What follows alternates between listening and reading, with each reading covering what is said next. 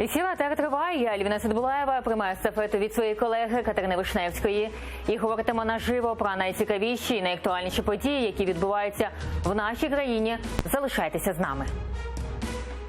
В Балаклії знов вибухи на військових складах. Військові кажуть про 2 загиблих. Вперше в Раді 9-го скликання фракція «Слуга народу» виключила 2 нардепів. Чи буде нормандська зустріч? Путін, зрештою, розповів про свою позицію.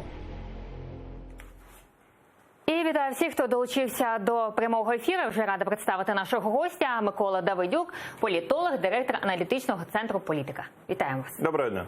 І розпочнемо щодо вибуху, який стався сьогодні в Україні. Ось начальник управління зв'язку з громадськістю ЗСУ Богдан Сенник в етері АТР повідомив про ситуацію в Балаклеї. Давайте подивимось. Відбувалися планові заходи. І за повідомленням чергового центральної артилерійської бази забезпечення боєприпасами 114-28 на технічній території, де з метою утилізації залишків боєприпасів і їх елементів, які не можна транспортувати, тобто які не підлягають транспортуванню, з урахуванням заходів безпеки здійснювалися встановленим порядком ці планові знищення із залишків їхніх елементів. З числа цих військовослужбовців, підготовлених саперів та наших працівників Збройних сил, на жаль, отримали 4 поранення. 2 військовослужбовців, опіки і перелом, те, що було зафіксовано. Їх оперативно надано медичну допомогу, направлено до відповідних медичних закладів. А ось у Генштабі Збройних сил повідомили, під час планової утилізації загинули 2 військових. За уточненою інформацією від чергового центральної артилерійської бази забезпечення боєприпасами, на превеликий жаль, 2 військових саперів зазнали поранень, несумісних із життям. І ми вже долучаємо військового експерта Олег Жданов. Доброго вечора, пан Олеге. Доброго вечора. Пан Олег, скажіть, будь ласка, що сталося, на вашу думку? Що це взагалі за вибух? Плановано ці заходи були чи ні? Як ви гадаєте? Я гадаю, що сталося банальне недотримання заходів безпеки під час утилізації боєприпасів методом підриву. Це ті боєприпаси, які не можна утилізувати іншими способами, їх підривають на спеціально відведених ділянках місцевості, зазвичай на полігонах, і порушення мір безпеки під час мінування цих боєприпасів для підриву, от і сталася така трагедія. Я рахую, що, на мою думку, це саме так. А ви думаєте, що все ж таки це утилізація, так? Так, судячи з того, що боєприпаси були підірвані не на території бази і не під час транспортування, а на ділянці місцевості, де і раніше проводилась утилізація, то це саме утилізація боєприпасів. Пане Олег, ще в соцмережі є така паніка місцевих, що їх не попереджали. А взагалі, якщо робляться проводять такі заходи, потрібно казати це, повідомляти місцевих, на ваш погляд? Обов'язково. Це не на мій погляд, це вимагає законодавство, що місцеві жителі, які мешкають біля військових таких об'єктів або полігонів, вони повинні повідомлятися заздалегідь про заходи, які будуть пов'язані з підривом боєприпасів або з бойовими стрільбами.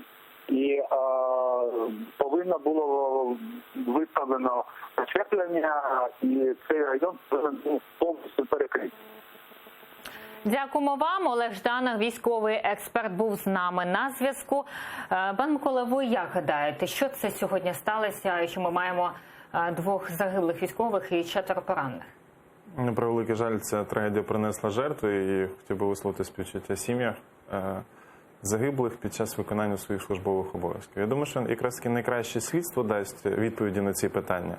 От, і дуже хотілося б якнайшвидше отримати ці відповіді, тому що якщо це службове недбальство окремих чиновників чи військовослужбовців, то хотілося, щоб вони були покарані. Якщо це, наприклад, чергова провокація, то теж би хотілося зрозумілої, адекватної відповіді на те, що відбувається. Бо, наприклад, все, що відбувалося, наприклад, за часів Порошенка, ми по сьогоднішній день не маємо чітких відповідей на те, що відбувалося. От, і та систематичність, з якою відбувалася, вона просто жахала.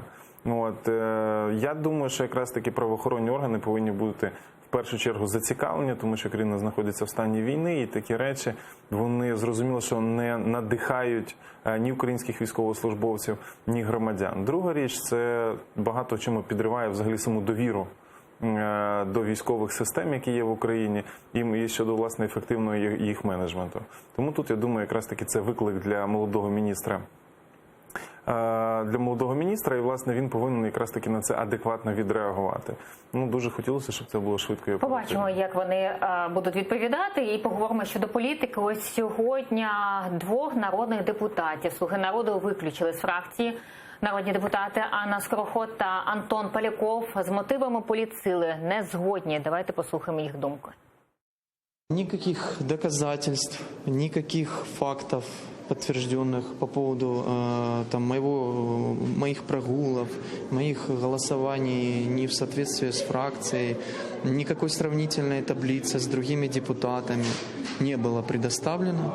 Да, в некоторых вопросах я занял принципиальную позицию, она связана с тем, что я получаю фидбэк от округа, от людей, от моих избирателей. И мне туда возвращаться, и мне там жить, и там моя семья. И если люди против, они меня выбрали.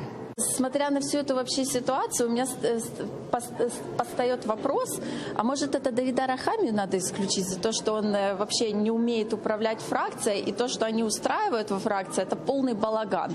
Если фракция выносит свои решения единогласно, то, наверное, это должны решать не 5, не 7, не 6, не 10 человек. Я теперь враг партии, враг фракции вообще. А ось голова фракції «Слуга народу» Давид Арахамія розповів, чому виключили з фракції Скороход та Полякова, та додав, це не за політичні позиції. Вони порушили кодекси поведінки внутрі фракції. У нас ніколи не буде такого, щоб ми когось карали за інакомислення. Це не про те. Там багато, слухайте, там є багато внутрішніх, етичних питань, за які це було. Ще раз, за інакомислення в нашій партії і фракції вам підтвердять кожен, крім тих, кого виключили, тому що вони ображені. Нас нікого ніколи не карали. І не будуть карати, поки я займаю позицію керівника фракції. Пан Микола, скажіть, будь ласка, що сталося зі «Слугою народу» і чому у них зараз таке розвод, скажімо? Конфлікт назрівав давно і, скажімо так, те, що вони обмежились двома депутатами, це насправді достатньо непогано для самої фракції, тому що якби не зайшли конверти цих людей, які вийшли з фракції, або які могли б бути виключені, могло б бути в кілька разів більше. Це перше. Друге, є один сценарій, який, скажімо, передбачає таку публічну порку там 2-3 депутатів, тобто 2 ми вже розуміємо, за те, що вони там не прислухалися до тих, так називаємо так, порад і консультацій, як голосувати, які закони підтримувати. Це буде зроблено для того, щоб управляти методом батога і пряника, тобто якраз таки, щоб була альтернатива. От, якщо ви не будете робити так, як вас будуть просити, відповідно, ось може статись ось так. І те, що там родичі можуть стати якраз таки підозрюваними у окремих кримінальних справах, це якраз таки приклад того, що система не змінюється, що правоохоронні органи будуть шукати на кожного за потребою. Тобто, якщо на дану людину, на чоловіка, пані Скороход, були справи раніше, чому ви раніше їх не розслідували? Тобто ви ждали, коли вона стане депутатом, вас це влаштовувало, тут почали розслідувати. Тобто, якщо на нього є фактаж, розслідуйте. А це тобто, якщо депутат піде не за сценарієм «Слуги народу», як вони будуть шукати когось з наближеного в оточенні, на кого можна знайти справу. Але ж ми бачимо, що «Слуга народу»... добре, хоч нові справи не відкривають. Це тільки початок, такий. Але ми бачимо, що вони ще працюють тільки 3 місяці, а вже 2 депутатів вийшли з фракції. Нічого, це не страшно. Це нормально. Томенко з ще одним депутатом я вже зараз не згадаю, вони вийшли теж достатньо рано, тобто завжди з Ігорем Фіртасом, ви точно праві, тобто вони вийшли десь приблизно десь в такі самі терміни. Вони не погоджували з диктатурою Кононенка і Грановського. Але це якраз таки, розумієте, це процес дуже органічний, коли фракція вже зайшла, кожен шукає своє місце, а кожен має свої очікування. Керівництво фракції до них має свої очікування, до них зараз, по суті, притираються, і це буде перший такий внутрішній суспільний договір всередині фракції. Тобто ті інсайти, які говорять, що зайшли гроші в парламент, тобто їм роздавали конверти. З іншої сторони, вони показують альтернативу, що якщо ви не будете слухати, буде ось так, по-поганому. І якраз в цьому має бути визріти мікс, коли депутат скаже, окей, давайте тоді голосуємо, 1, 2, 3, 5. Але дуже важлива річ, оця внутрішня домовленість, вона не повинна бути корупційною. Тобто, якщо не будуть таємно доплачувати, то виникає великий ризик. Не можна детінізувати економіку і вилікувати країну від корупції, самим перебуваючи в корупції. Тобто, ось цими благими намірами хочуть вистелити дорогу в рай, але ось так вона не вистелиться, вона вистелиться зовсім в іншу сторону. Тому вони хочуть зробити такий гібридний мікс своїх старих підходів, начебто йдучи до нової якоїсь світлої цілі. Тоді виникає питання, чи дійсно йдуть до світлої цілі, чи просто хочуть створити управляємий орган для того, щоб він голосував все, що потрібно. І продовжуючи тему «Слуги народу», народна депутатка від цієї фракції Ірина Верещук склала повноваження представника уряду в Верховній Раді. Каже, у співпраці з урядом є дратівливі моменти. Щодо мене, на сьогодні мені була назначена зустріч на 9 годину ранку у приміщенні Кабінету міністрів на 7-му поверсі в кабінеті у прем'єра. Я пробула, як і домовлялись, однак прем'єра не було. Мені пояснили, що він чомусь не зможе зі мною зустрітись, бо перебуває у Верховній Раді. Я вважаю це виявом неповаги, але тим не менше, хай буде як буде і залишається на совісті прем'єра. Я готова зустрітись і ще раз обговорити усі дражливі моменти нашої співпраці. Ось і нібито уряд, який, скажімо, з команди «Слуги народу», так? Верещук, «Слуга народу». Що сталося з урядом? Верещук з Гончаруком помінялись місцями. Вона представник уряду в Верховній Раді сиділа в Кабміні, а сам прем'єр пішов в Верховну Раду. Тобто це говорить про відсутність комунікації. Це говорить про те, що команда прем'єра і прем'єр сам не готовий до такої посади. Це говорить про те, що він не вміє користуватися тим функціоналом, який наданий йому Конституцією. І я думаю, ще відсутність реального політичного досвіду. Тобто це якраз в ньому дає... Але у них у всіх майже немає досвіду політичного. Але є люди, які можуть, наприклад, підхвачити, наприклад, той же Арахамія чи там Разумков. Тобто вони теж не були чиновниками, вони не були політиками, але вони були в якихось навколополітичних колах, там в політології, навіть в бізнесі, але там прем'єр-міністра ви не бачите. Але вони підхватили одразу цю високу хвилю задану, і вони почали в ній рухатися. Там Наталуха, який там керівником комітету стане, теж не був до цього керівником комітету, але він нормально, якісно справляється з тими обов'язками, які в нього є. А прем'єр-міністр десь не дотягує і не готовий по ходу вчитися, тобто, щоб наздогнати той рівень, який від нього вимагають. Тим більше, що ж від нього вимагають не просто бути прем'єр-міністром, вимагають бути прем'єр-міністром-реформатором. І це його заявка, це його амбіція, але поки що він ще не дотягує до самої посади прем'єр-міністра. Тому ці конфлікти в них відбуваються. Мені здається, їх краще вирішувати, ніж, наприклад, власне, далі страждати в цих недосказаностях. Друга річ, насправді, в прем'єра велика проблема в комунікації зі всім парламентом, не тільки своїм представником парламенту, а зі всім парламентом. І навіть не тільки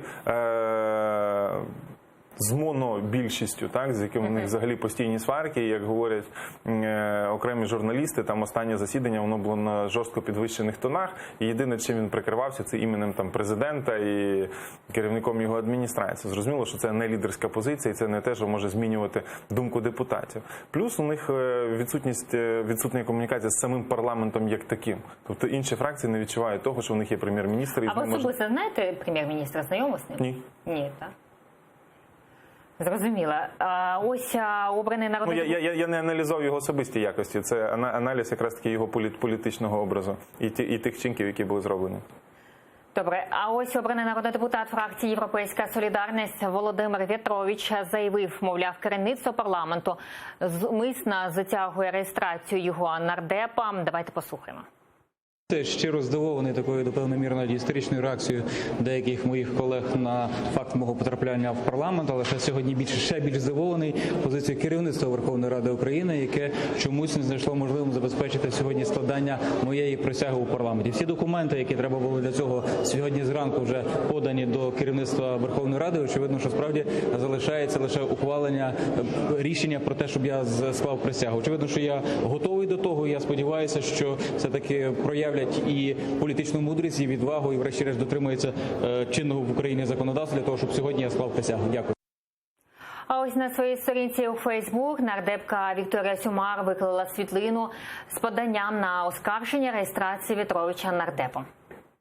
Давно такого безпреділа, ну і страху не пам'ятаю. Тепер зрозуміло, чому спікер тягнув з присягою Володимира В'ятровича.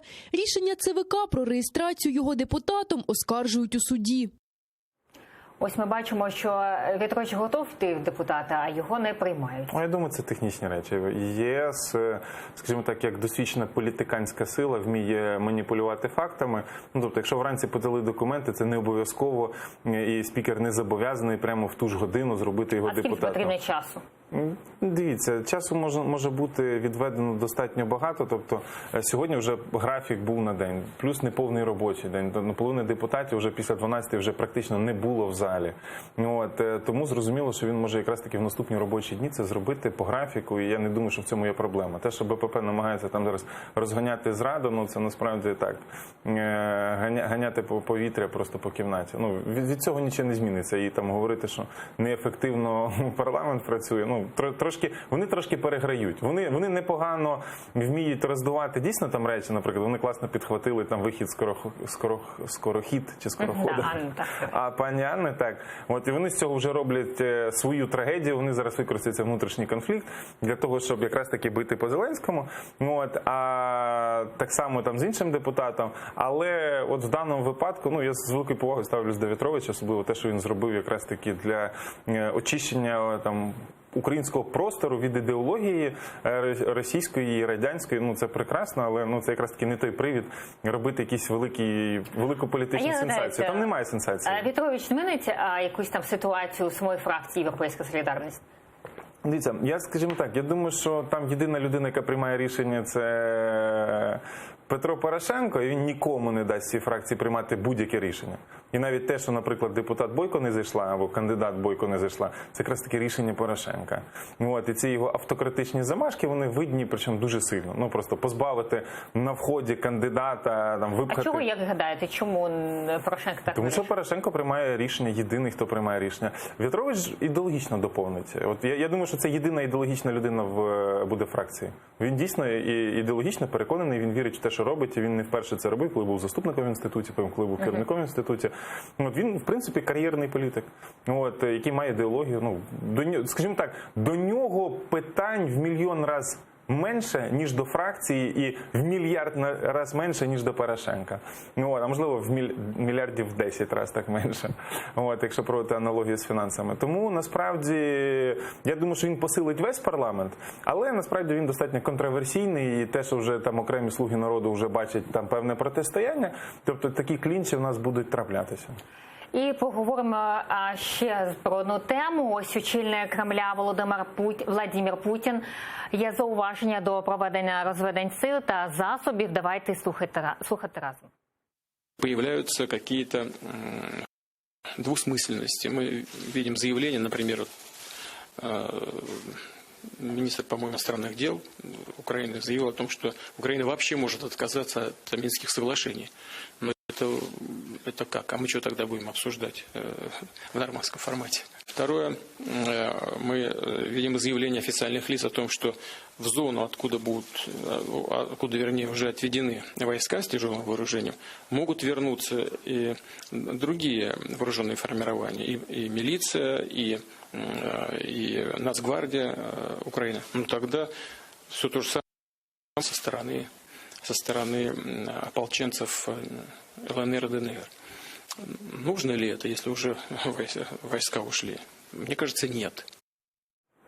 Ось ми бачимо Путін, який дуже переживає те, що відбувається в Україні. Як гадаєте, взагалі це розведення сил кому на руку?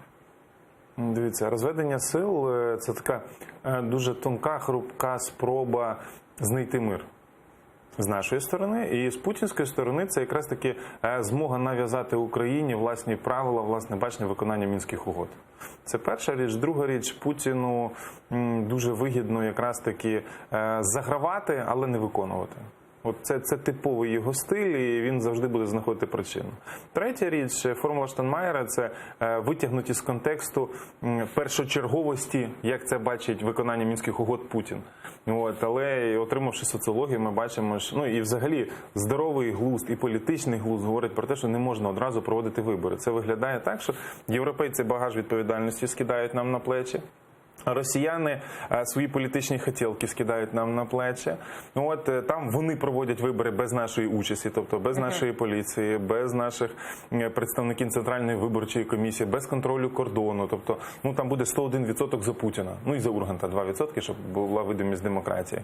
От і все. І тоді Україна не отримає репарації. Тоді нам за свої гроші потрібно буде відбудовувати знищену Путіним економіку. Нам за свої гроші потрібно буде відновлювати інфраструктуру. Бо європейці скажуть, все, вибори провели, люди, які там були, обрали. Це про вашу відповідальність. Все. Але давайте візьмемо, повернемося до європейців. Свого часу, після Другої світової війни, Німеччина, Західна Німеччина, я маю на увазі, не проводила чомусь вибори на наступний день. Ну от, пав Гітлер, проводьте вибори. Ні, вони кажуть, нам треба кілька років відбудувати інституції, налаштувати свободу преси, зробити політичну конкуренцію. І після того, хай пройде кілька років, хай люди вийдуть з страху, хай люди вийдуть з цього стокгольмського ефекту, і тоді ми проведемо вибори. І виявляється, що вони були більш праві, ніж, наприклад, представники Східної Німеччини, де одразу провели вибори радянські війська, і одразу, скажімо так, була утворена монобільшість комуністична, ну і, власне, яка рулила цією країною. Економічно результат ми бачимо, що ті, хто пізніше це зробили, вони виграли. Чому нам дають програшний варіант? Давайте послухаємо ще одну думку президента країни-агресорки Путіна. Він висловився стосовно особливого статусу Донбасу. Каже, статус має бути безстроковим. Мы слышим тоже от первых лиц Украины о том, что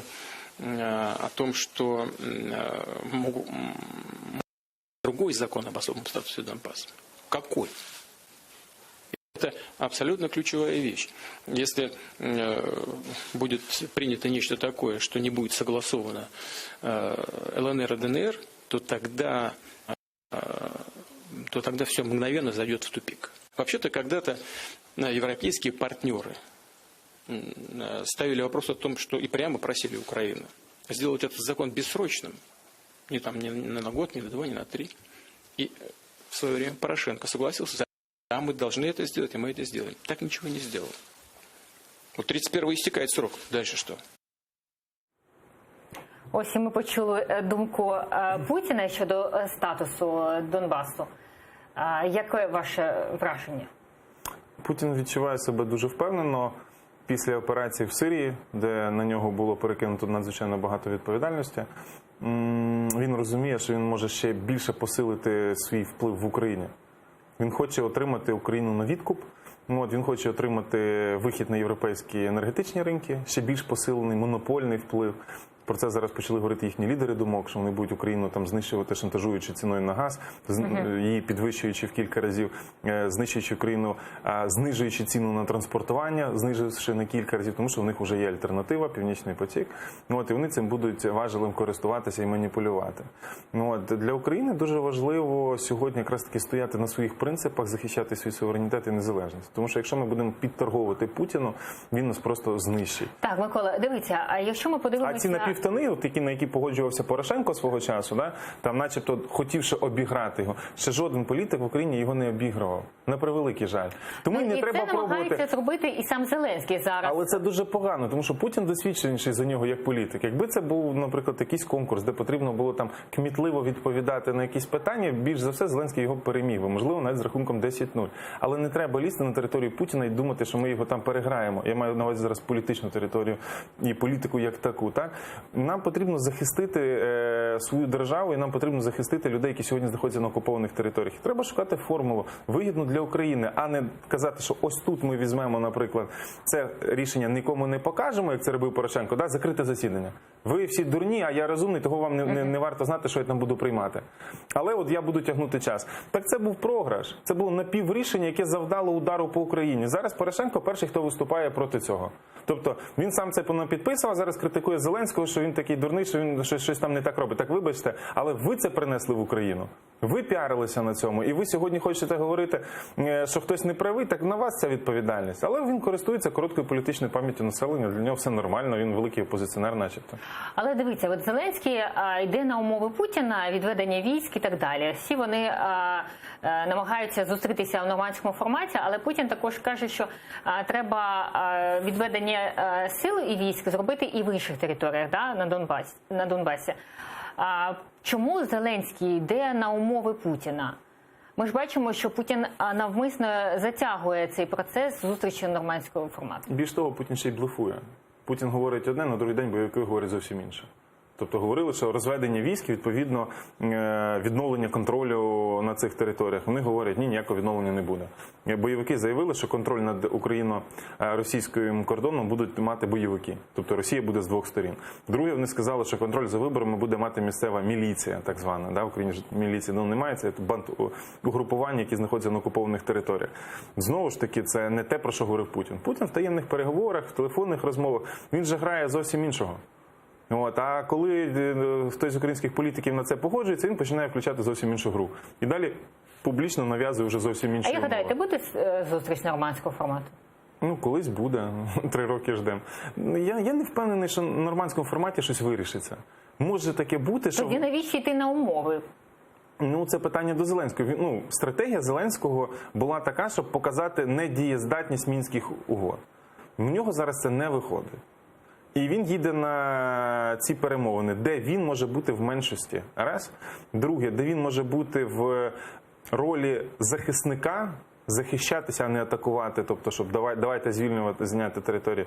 Третє, в цьому контексті взагалі випало питання Криму. І ось це найбільша проблема, тому що нам намагаються з нами грати в наперстки. Один шарик вже викинули з гри, да, тобто його вже начебто не існує, шукайте ось цих два. В цьому проблема. Путін навчився маніпулювати. І найважливіша річ, ми всі в Україні чогось так всі думаємо, що Путін так втомився від війни на Донбасі. Так я скажу іншу річ, українські громадяни і український політикум від війни на Донбасі втомилися більше. Як мінімум, їхній вигляд і їхня риторика так про це говорить. Путін від цього отримує задоволення. Він навчився торгувати конфліктами. Конфлікти йому сьогодні приносять в рази більші бонуси, в тому числі фінансові і політичні, ніж, наприклад, газ і нафта. І Путін, якщо в нього раніше відома фраза, що в Росії є 2 други, це газ і нафта, то сьогодні це 3-й друг, і головний друг, найкращий друг – це військові конфлікти. Він підпалює їх і потім ними торгує. Ви сказали щодо Криму. Як гадаєте, ось у владі, у «Слуги народу», у Зеленського Крим на якому місці? Я б дуже хотів, щоб він був на першому, але я це стверджувати не можу. І зараз ми маємо таку новину, що у понеділок, 9 грудня 2019 року, пише «Фігаро», що в Парижі відбудеться саміт так званого нормандського формату щодо ситуації в Україні. Повідомив Єлисейський палац, зустріч об'єднає очільника держав та урядів Франції, Німеччини, Росії та України. Це така свіжа новина. Як вам? Окей, давайте до неї готуватися. Це не екскурсія, поїздка в Париж, це робиться не заради селфі, не для злих гримас, які робив Порошенко свого часу. Він там ходив на фотографіях начебто злий, а потім зливав інтереси України. І зараз ще й це критикує. Окей, для цього треба готуватися. Цього начебто команда президента прагнула, нехай зроблять з цього перемогу. Але в жодному разі, щоб не поверталися з поразкою, як свого часу пані Тимошенко, яка підписала газ по 500, а по телевізору всім казали, що газ коштує 200. В деякі місяці, коли ми найменше газу споживаємо, було по 200. А в зимові місяці було по 520. Ось таких перемог нам точно не треба. А знаєте, ось... Головне, щоб це не була перемога в стилі Тимошенко. В нормандському форматі, коли Зеленський спілкувався з журналістами 14 годин, він взагалі сказав, що буде піднімати тему Криму на нормандському форматі, а нещодавно в BBC інтерв'ю давав Пристайко, що Криму там не буде. Як гадаєте, чому один каже буде, інший каже не буде? Давайте візьмемо з точки зору логіки, політичної і звичайної людської логіки. В Пристайка трошки більше дипломатичного досвіду, ніж Зеленського. Тому словам Пристайка віриться більше. Друге, Зеленський дуже часто, скажімо так, веде себе як генератор випадкових фраз. Особливо, якщо дивитися його передвиборчу кампанію, потім навіть перебуваючи на посаді президента, він дуже часто кардинально змінює свою думку, кардинально змінює цифри, кардинально змінює позицію. Тому, скажімо так, Пристайко професійний дипломат, тому його позиція виглядає більш впевнено. Да, а ви думаєте, що тема Криму – це теж умови Путіна було, щоб його не включати? Я думаю, що одна з головних умов зустрічі з Путіним – це та стратегія, яку вони ведуть вже, я думаю, десь порядка більше року, що начебто за Крим забули, Крим вже легалізований і все. Тобто, головне українське завдання з цим не погоджуватися і всюди, де тільки можна про це комунікувати і про це повідомляти. Друге, Україна повинна про це змусити говорити світ. Бо Путін якраз таки більше орієнтується на втому світу від конфлікту військового на нашій території, ініціатором якого він є. І він якраз таки хоче цю стратегію відіграти. Наше завдання якраз таки постійно тримати це в топі новинних заголовків. І ось щодо топу новини, комітет ООН ухвалив оновлену резолюцію про захист прав людини в окупованому Криму. Давайте дивитися разом.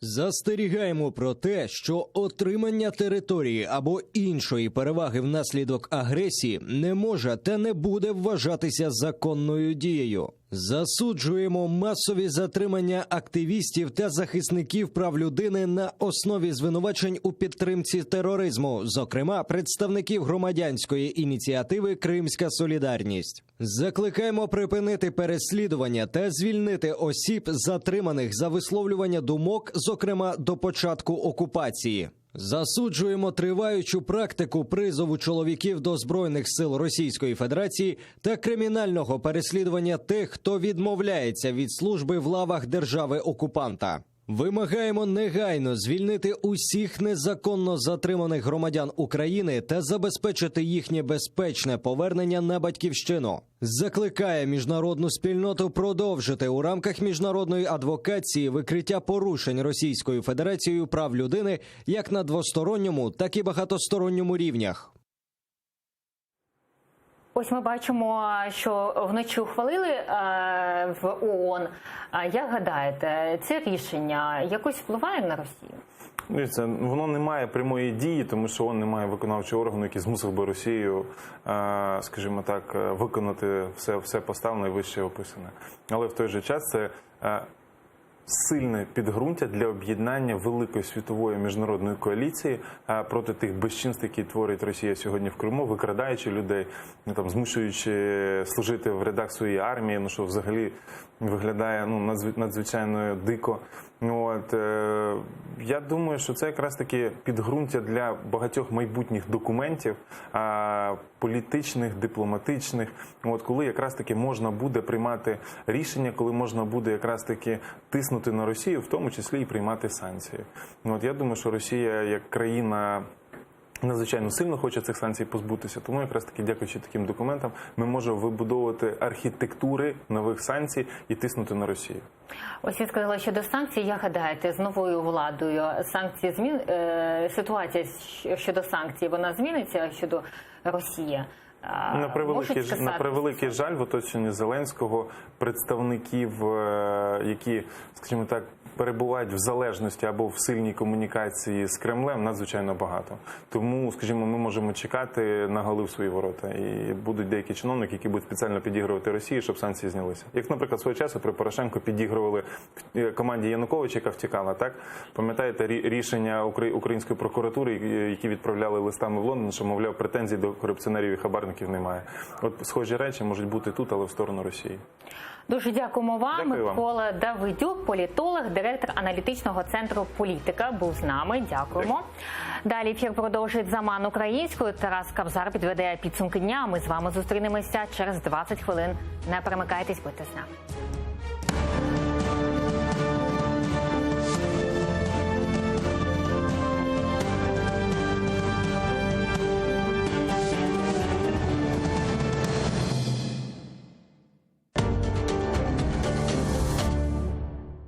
Зі «Слуги народу» виключили 2 нардепів.